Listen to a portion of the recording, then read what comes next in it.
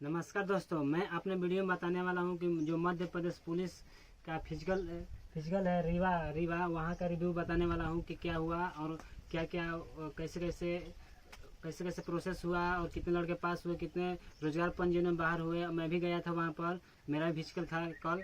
और जिन आने वाले भाइयों का है वो जरूर से जरूर देख ले। जो मैंने गलती की वो आप गलती ना करें।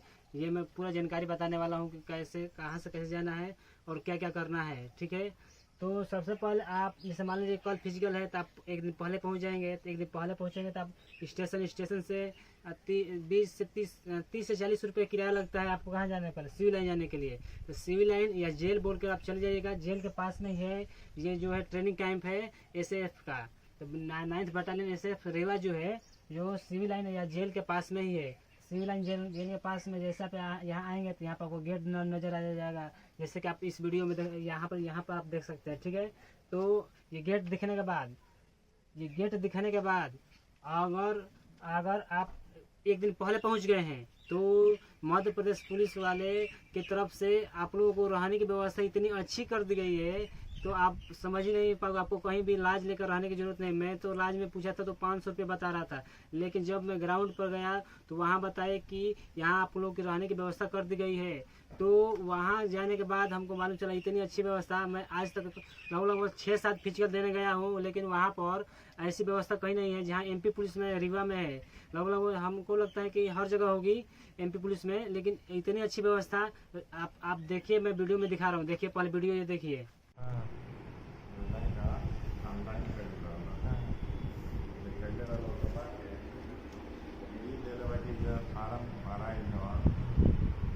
इतनी अच्छी व्यवस्था है, पूरा गद्दा लगाया हुआ है, आरओ का पानी है, पंखा चल रहा है। आपको कहीं और ठहरने की जरूरत नहीं है। आप वहाँ पर रुकिए, आराम से सब व्यवस्था लेकर रुकिए, लैट्रिन बाथरूम कर लीजिए। 4:30 बजे यहाँ से जैसे गेट है ना, जो मेन गेट है जो आप लोग फोटो में दिखाया, मेन गेट से आप शहीद बैरक में जाएगा। शहीद बैरक से थोड़ा सा आगे जाइएगा ना, यहाँ से मुड़कर तो आपको रहने की व्यवस्था जो 2 मंजिल है वहीं पर कर दी गई है। आपको सुबह 4:30 बजे, आपको जिस दिन आपका दौड़ रहेगा सुबह 4:30 बजे उठना है और यहाँ से शहीद से इस वाले गेट पर नहीं जाना है जो मैंने फोटो दिखाया, उस गेट से नहीं एंट्री होगी।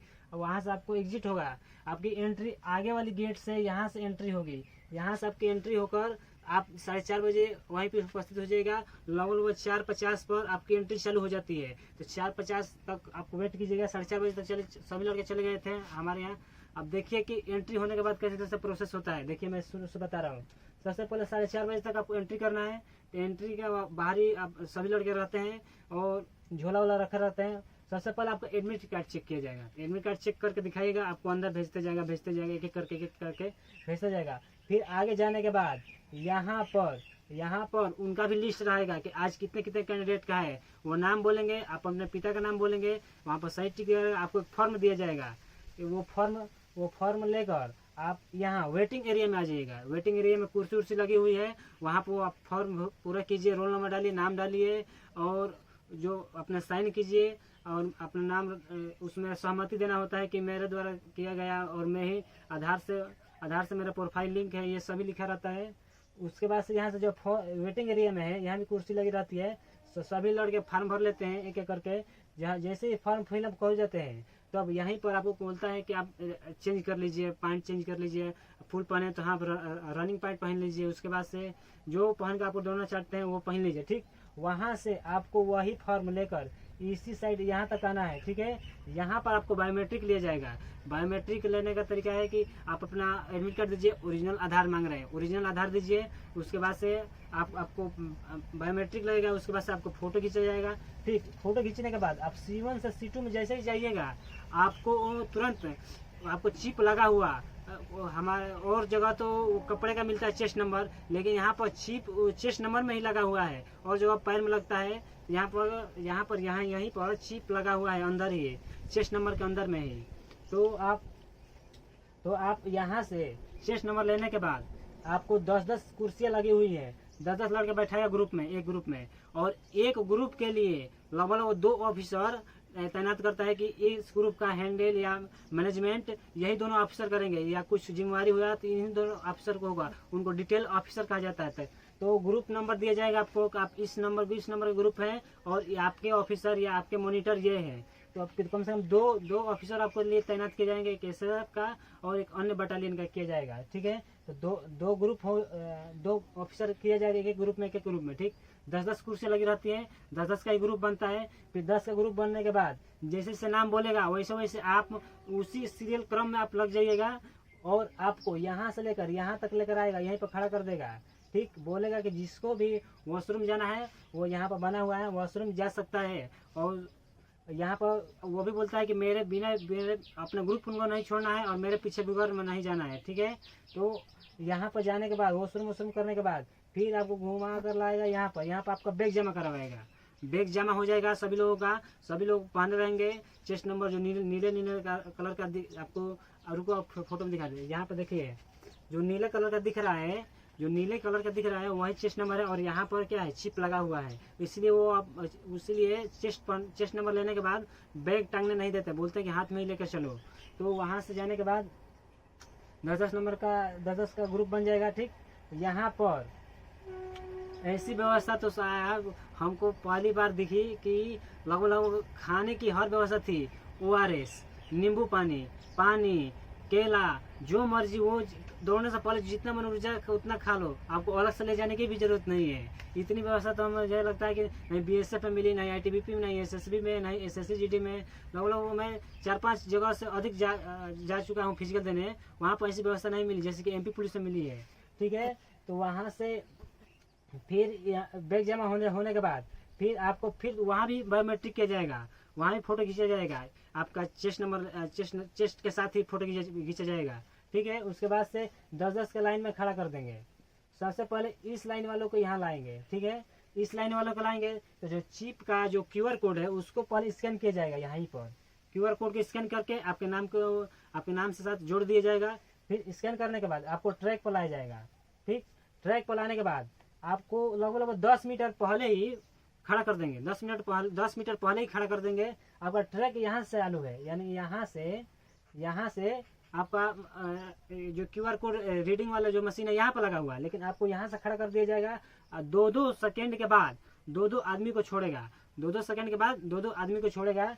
सबसे पहले 2 आदमी जाएगा, 5-5 के ग्रुप में खड़ा कर देगा 2-2 को, तो फिर 2-2 को छोड़ेगा, 2-2 को छोड़ेगा, 2-2 को छोड़ेगा। ठीक है, ऐसे कर करके 5 बार में छोड़ेगा। अब यहाँ से आपकी टाइमिंग चालू होगी। अब आप सोच रहे हैं कि यहाँ से चालू होगी, नहीं, आपकी टाइमिंग यहाँ से चालू होगी। ठीक है, 10 मीटर के बाद वहीं से चालू होगी और ख़त्म लगभग यहीं पर थोड़ा आसपास में ही है।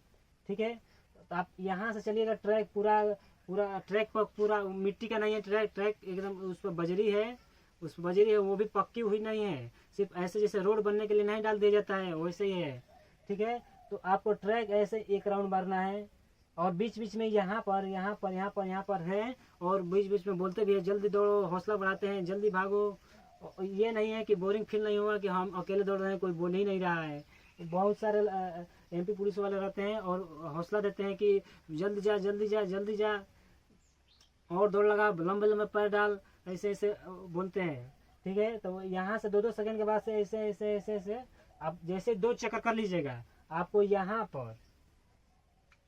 पर लाकर बैठा दिया जाएगा। ठीक है, 2 मिनट दौड़ पूरा होने के बाद यहाँ बैठा दिया जाएगा। यहीं पर आपको अपना स्कोर दिखाई देगा, यहीं पर सिर्फ 2 मिनट रुकेगा, आपको ले जाकर दिखाएगा कि आप अपना स्कोर चेक कर लीजिए, कितना सेकंड आया है, कितना नंबर का आपने किया है। ठीक है, यहीं पर देख लेने के बाद फिर आपको यहीं से 5 मिनट रेस्ट देने के बाद आपको लॉन्ग जंप के लिए लाएगा। यहीं से अंदर ही, ट्रैक के अंदर में ही लॉन्ग जंप और गोला फेंक हो रहा है, ट्रैक के बाहर नहीं हो रहा है। तो ट्रैक के अंदर ही लॉन्ग जंप, तो लॉन्ग जंप का यह है नियम, यहाँ से यहाँ तक बालू है। ठीक, इसमें पूरा बालू भरा हुआ है और यहीं पर टीवी लगा हुआ है। आपका चेस्ट नंबर से पारी आपको एक एक करके बोलेगा जाइए, और यहाँ से दौड़कर, और यहाँ से आपको यहीं पर रेड लाइन है और एक संगमरमर का पत्थर है सफेद रंग का। अगर संगमरमर के पत्थर से थोड़ा सा भी टच हो गया रेड लाइन, रेड कलर का यहाँ पर है पट्टी, यहाँ पर है चूना गिरा हुआ रेड कलर का, उस पर अगर आपका पैर पड़ गया तो आपको फाउल दे देगा। और आप इधर कहीं से भी फान दे तो आपको एक चांस हो जाएगा।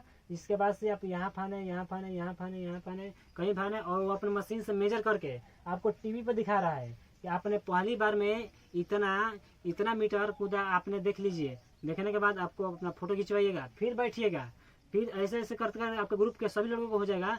फिर दोबारा सेकेंड बार चांस देगा, फिर सेकेंड बार भी आप आनिएगा उससे भी ज़्यादा, तो वो वाला काउंट हो जाएगा। ठीक, उसके बाद से ये ऐसे कर फिर से फिर तीसरा बार 3 चांस दे रहा है, फिर 10 का एक बार हो गया, फिर 10 का एक बार हो गया, फिर 10 का तीसरी बार देगा, तीसरी बार यहाँ से देगा। ठीक है, तीसरी बार यहाँ से फानने को देगा। यहाँ से कूदने के बाद आपको लास्ट बार जो चांस मिलेगा उसके बाद से आपको तीनों रिजल्ट दिखाई देगा कि आपने पहले अटेम्प्ट में इतना मीटर लॉन्ग जंप किया, दूसरे में इतना किया, तीसरे में इतना किया। उसके बाद से आप इन सभी 10 ग्रुप को यहाँ पर बैठा देगा। ठीक, यहाँ से बैठाने के बाद बोलेगा जी केला वाला लाए हो तो खा लो, पानी पी लो। लगभग हमको लगता है कि कहीं भी ये लोग जमीन पर बैठने नहीं दे रहे हैं, हर जगह लगभग 10 कुर्सियाँ रखे हुए हैं। लॉन्ग जंप में भी, गोला फेंक में भी, रेस में, यहाँ चेस्ट नंबर में भी, यानी कहीं भी लड़के को जमीन पर बैठना नहीं है। लगभग इतना सुविधा दिया जा रहा है कि लगभग हम हर जगह चले गए, लेकिन वहाँ पर ऐसी सुविधा नहीं है जहाँ की यहाँ पर है, जितना यहाँ पर है। अब यहाँ से 10 यहाँ से ये पूरा कागज ले लेगा डिटेल ऑफिसर अपना कागज ले लेगा कि 10 का स्कोर लेकर फिर आगे जाएगा।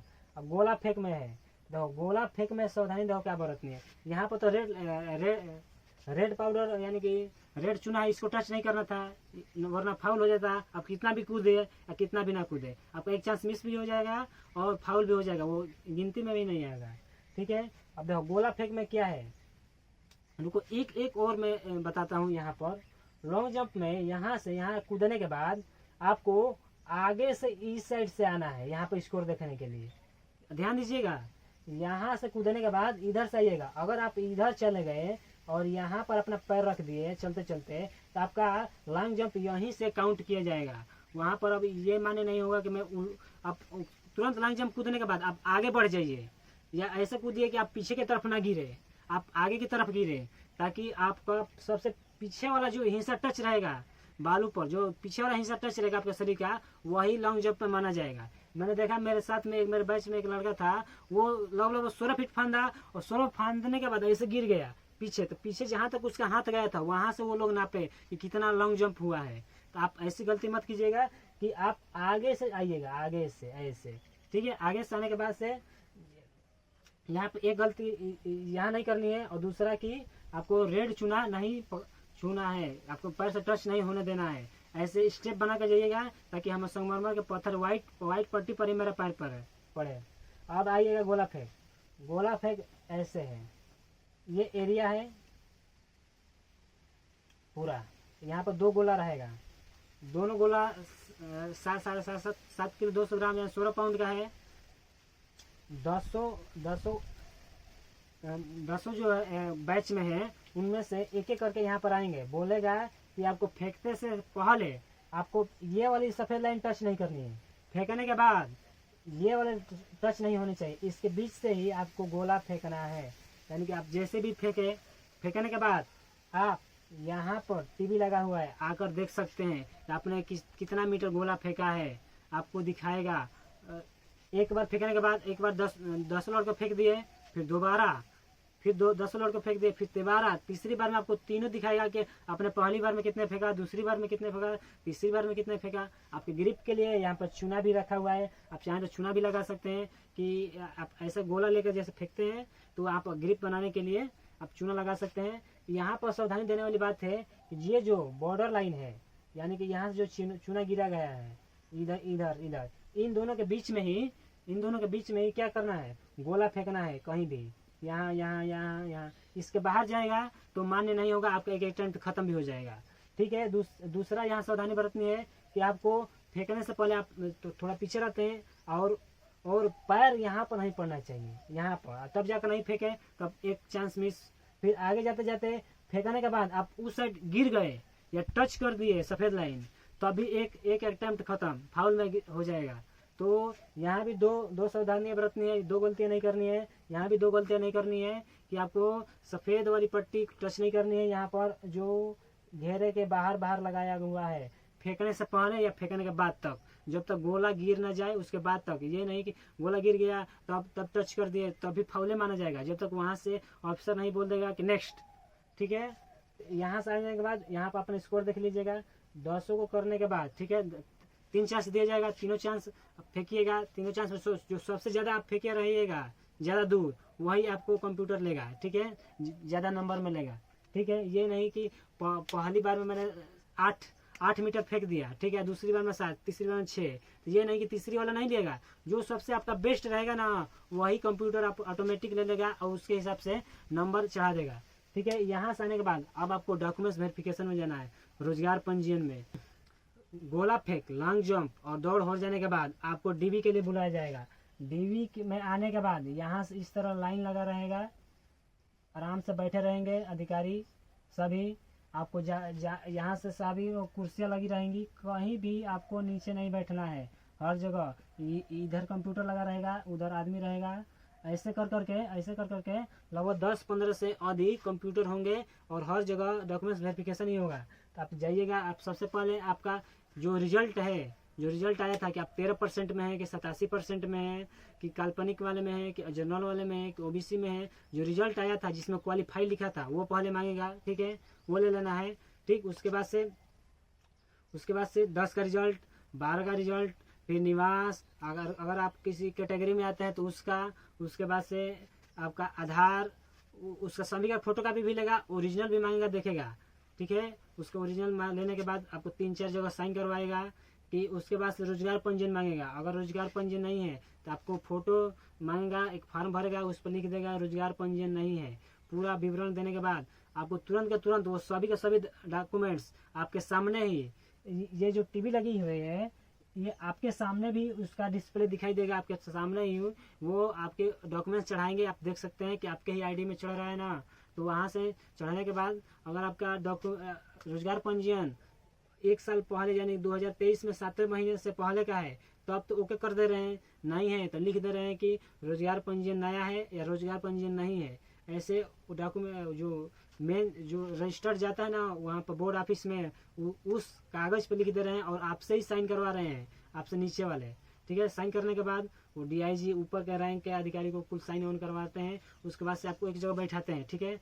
वो डिटेल्ड ऑफिसर सब जगह साइन करवाने के बाद आपको फाइनली दिखाएगा, ये देखिए आपको आपने रनिंग में इतना नंबर लिया है, गोला फेंक में इतना नंबर लिया है और लॉन्ग जंप में इतना नंबर लिया है, आपका कुल स्कोर इतना हुआ है। लगभग 7 से 8 पेज पर आपको साइन करवाएगा। साइन करवाने के बाद आपको वहीं से आगे बढ़ाएंगे, साइन यहीं डॉक्यूमेंट्स वेरिफिकेशन हो जाएगा, फिर यहीं से आपको आगे बढ़ाया जाएगा। और यहीं पर यदि आप ST OBC हैं ना ST SC हैं तो आपको यात्रा भत्ता मिलेगा यदि आप टिकट करवा कर गए हैं तो, नहीं तो जनरल OBC वालों को कुछ नहीं मिलता है। और यहाँ पर आएंगे और अपना चेस्ट नंबर उतारेंगे, रखेंगे। चेस्ट नंबर उतारने के बाद आपको जो मैंने शुरुआत में जो गेट दिखाया था वहीं से आपको एग्जिट हो जाना है। तो ये पूरी प्रक्रिया हुई है रीवा में।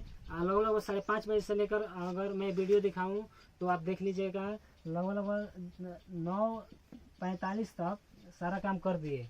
इतने तेजी में किए कि लगभग 200 लड़कों में से 125 के लगभग आए थे और सभी लोगों को क्लियर कर दिए मात्र 5 ही घंटा में। लॉन्ग जंप, दौड़, गोला फेंक, डॉक्यूमेंट्स वेरिफिकेशन, इतने तेजी से काम कर रहे थे कि हम इतने खुश थे। फिजिकल देने के बाद भले ही मेरा नंबर कम आया तो क्या हुआ, भले के द्वारा दिए गए फैसिलिटी के अनुसार मैं बहुत खुश हूँ, क्योंकि SSC GD, BSF, SSB, RP ऐसे कुल भर्तियों में गया हूँ और वहाँ पर ऐसी व्यवस्था मिली ही नहीं है। वहाँ पर पहले से ही खा कर जाओ, कहीं और जाकर रुको तब सुबह आओ, यहाँ पर सभी व्यवस्था किया हुआ गया है। तो ना अगर आपको ये वीडियो में जानकारी अच्छी लगी हो तो लाइक, कमेंट और कोई क्वेश्चन हो तो कमेंट जरूर कीजिएगा।